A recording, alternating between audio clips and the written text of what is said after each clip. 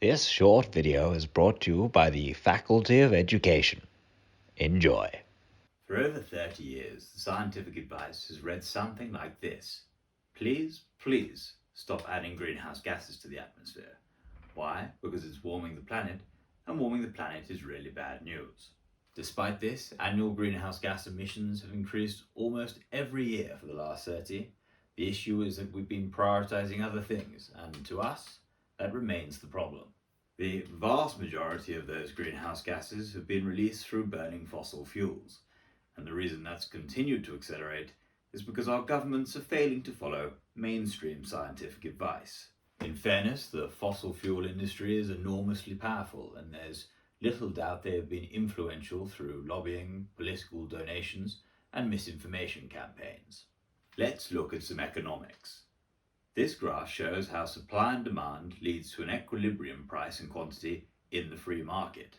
Due to the significant benefits as a cheap fuel, governments have incentivized fossil fuel use for well over a century, effectively reducing their price and increasing the quantity, resulting in more greenhouse gases and more warming.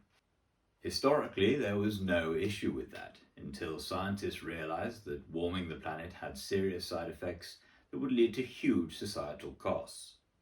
It's a lot like cigarettes. Governments used to allow the promotion of cigarettes despite their health risks because of the tax revenue on tobacco company profits.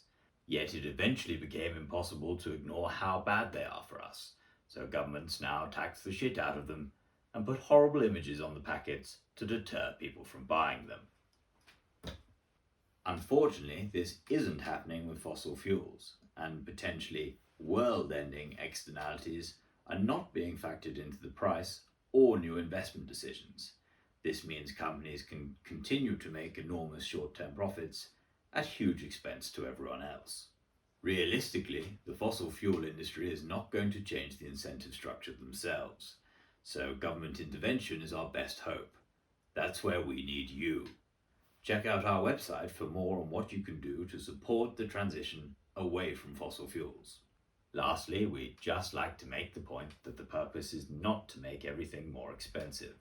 The purpose is to factor the true cost into the price and to drive investment in clean alternatives, helping reduce their price and avoiding climate breakdown, which will benefit all.